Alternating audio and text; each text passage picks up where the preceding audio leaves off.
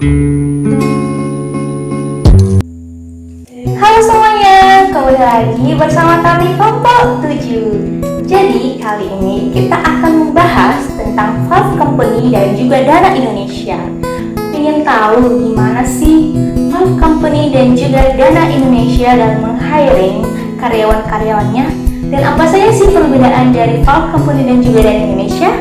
Yuk simak penjelasannya, check it out! Yang pertama, hiring process at Valve. Proses perekrutan di Valve melibatkan penambahan individu ke dalam perusahaan. Penambahan individu tersebut berpengaruh terhadap kesuksesan dan arah kinerja perusahaan, baik ke arah negatif maupun positif. Valve tidak memiliki manajer yang mampu mengontrol dan memahami karyawannya, sehingga Valve perlu beberapa saat untuk memahami apakah individu tersebut cocok atau tidak di dalam perusahaan. Karena pada akhirnya, setiap individu yang masuk ke dalam Valve akan memiliki tanggung jawab menjadi manajer atas diri mereka masing-masing, sehingga mereka perlu mengarahkan perusahaan menuju peluang dan menjauhi resiko. Hal ini membuat struktur organisasi di Valve sangat berbeda dengan perusahaan lainnya, sehingga Valve membutuhkan orang yang penuh komitmen, orang yang memiliki kemampuan lebih, disiplin, generalis, dan juga ahli, serta orang yang dapat mendekonstruksi masalah dengan cepat dan berbicara dengan orang lain, sekaligus menjadi inventif, iteratif, kreatif, talk aktif, dan reaktif, serta mampu membawa dan mengarahkan Valve ke visi jangka panjang untuk kesuksesan perusahaan. Oleh karena itu, penting bagi Valve untuk mempertahankan standar perekrutannya, mengingat bahwa seorang karyawan Valve mempunyai tanggung jawab yang besar dalam pekerjaannya. Kali ini kita akan membahas tentang dimensi organisasi dari Valve Company. Valve dikenal sebagai perusahaan game maker without a rule book karena memang perusahaan ini tidak memiliki rules untuk karyawan mereka. Hal inilah yang membedakan perusahaan Valve dengan perusahaan lainnya. Oleh karena tidak adanya rules di perusahaan ini, maka semua karyawan bebas untuk melakukan pekerjaan apa yang sesuai dengan skill mereka masing-masing untuk dipertanggungjawabkan, hingga akhirnya nanti sesuai dengan prinsip dan tujuan dari proyek tersebut. Selain itu, Valve juga mengadopsi paham flat organization, yang artinya di perusahaan ini tidak ada jabatan ataupun level yang membedakan suatu karyawan dengan karyawan lainnya. Dengan menggunakan teknologi-teknologi yang canggih, Valve mampu menghasilkan beberapa produk berupa game virtual dan juga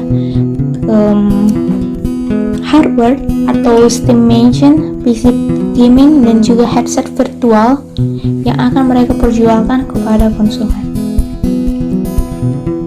Dengan memberikan masukan-masukan terhadap produk yang sudah dihasilkan Valve Company, customer memainkan peran yang sangat penting dalam kemajuan perusahaan ini.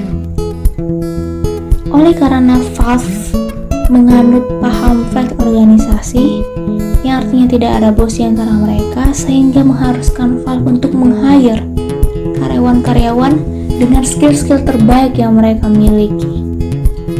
Hingga saat ini, Valve memiliki sekitar 400 orang karyawan yang digolong masih sangat minim bagi sebuah perusahaan besar.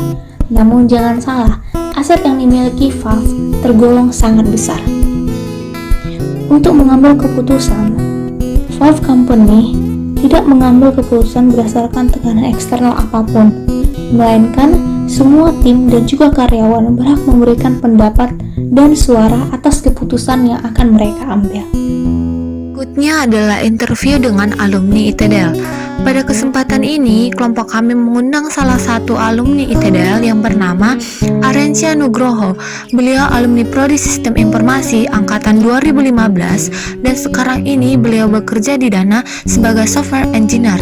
Adapun bagian wawancara kami terdapat 13 bagian. Yang pertama, proses hiring. Perbedaan yang signifikan pada proses hiring Dana dan Valve terdapat pada bagian interview, di mana Dana melakukan interview secara online online dan mengkonfirmasikannya melalui email dengan jangka waktu yang cepat. Sedangkan Valve melakukan interview secara face to face sehingga membutuhkan jangka waktu yang lama untuk mengetahui hasilnya.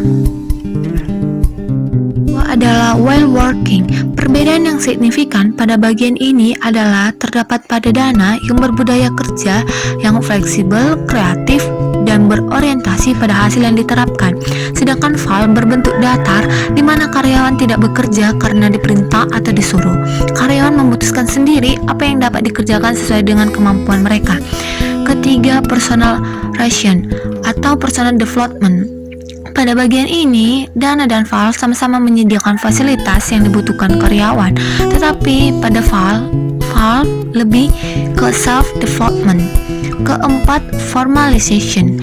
Pada Dana memiliki sebuah kegiatan wajib yang dilakukan, yaitu stand-up meeting untuk mengetahui progres pekerjaan setiap anggota tim. Sedangkan Valve, karyawan bebas untuk memilih bekerja sendiri atau berkelompok dan tidak adanya job desk atau pemantauan. Yang kelima, specialization. Pada bagian ini, Dana bekerja berdasarkan keahlian masing-masing karyawan, yang dimana terdapat satu orang menjadi leader. Sedangkan Valve menghasilkan karyawan yang terbaik di bidang industri game dan film, maka dari itu Valve tidak terjadi pembagian tugas. 6 adalah hierarchy of authority. Dana memiliki susunan organisasi seperti perusahaan pada umumnya, sedangkan Valve menggunakan flat organization yang merupakan memiliki founder tetapi tidak ada manajer yang mengatur pekerjaan. Yang ketujuh adalah centralization. Dalam membuat keputusan, Dana memiliki divisi human resource yang dapat menetralisasi sebuah keputusan, sedangkan pada Valve memberikan kepada karyawan sebuah kebebasan untuk memberikan usulan.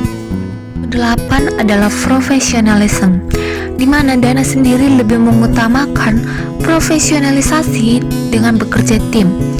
Ini mempunyai keunggulan agar dengan tim dapat melengkapi satu sama lain antara karyawan. Sedangkan Valve memiliki high profesionalisasi yang sangat baik dan menerapkan self-development.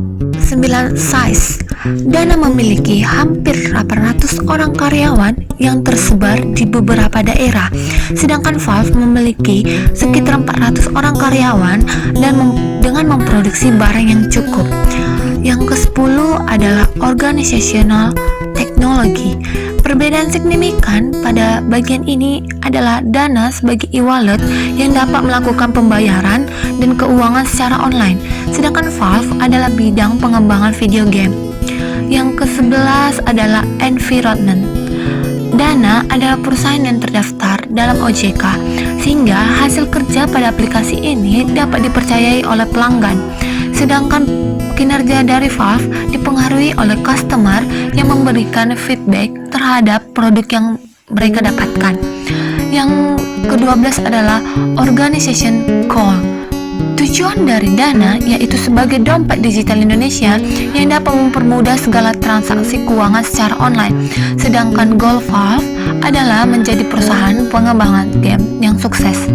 Yang terakhir adalah organization culture. Budaya dalam Dana lebih fleksibel, kreatif, dan berorientasi pada hasil. Sedangkan budaya Valve adalah budaya yang tidak terdapat bos, di mana karyawan diberi kebebasan dalam melakukan pekerjaan. Sekarang kita akan membahas apakah flat organization ini ideal untuk sebuah digital startup. Flat organization merupakan perusahaan yang tidak memiliki manajemen apapun, yang memiliki artian bahwa mereka tidak memiliki seorang manajer, sehingga tidak ada karyawan yang melaporkan apa saja yang sudah mereka kerjakan atau apa saja yang sudah mereka capai setiap harinya kepada orang lain.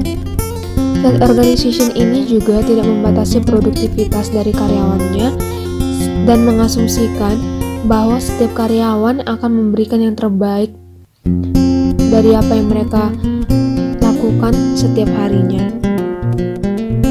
Tidak adanya pengawasan yang ketat menjadikan adanya karyawan yang tidak bekerja sama sekali pada hari tertentu. Meskipun adanya program pemantauan, namun tentu saja hal tersebut tidak sebanding dengan kerja dari seorang manajer yang memantau produktivitas dari sebuah tim, sehingga hal tersebut seringkali memicu pertengkaran mengenai siapa yang bertanggung jawab akan sebuah tugas yang menyebabkan kurangnya sebuah produktivitas dari tim tersebut. Sementara itu, untuk sebuah digital startup, adanya staf atau karyawan serta manajer sangat mempengaruhi, dikarenakan startup merupakan sebuah perusahaan yang baru saja dibangun atau dalam masa rintisan. Adanya kerjasama tim dapat meningkatkan pengetahuan pada saat bertukar pikiran sehingga dapat menghasilkan inovasi yang bagus. Digital startup memerlukan seorang manajer yang akan bertanggung jawab terhadap produktivitas dari setiap tim, karena produktivitas tersebut akan mempengaruhi maju atau tidaknya perusahaan tersebut. Maka dari itu, dapat disimpulkan bahwa flat organization tidak ideal untuk sebuah digital startups. Pendekatan yang paling mudah untuk dilakukan dalam menerapkan flat organization pada sebuah startup ialah 50% dibanding 50%, di mana maksudnya yaitu karyawan bebas menentukan pekerjaan apa yang mereka inginkan sesuai dengan keahlian mereka masing-masing, serta mereka juga bebas memberikan feedback atas kinerja mereka. Namun mereka tetap diarahkan dan dimotivasi sesuai dengan pekerjaan yang telah mereka pilih oleh seorang manajer. Hal tersebut dapat membantu perusahaan rintisan atau startup untuk menentukan peran dan tanggung jawab dari karyawan mereka. Baiklah, sekian dari hasil presentasi kami. Jika ada kesalahan, mohon dimaafkan. Terima kasih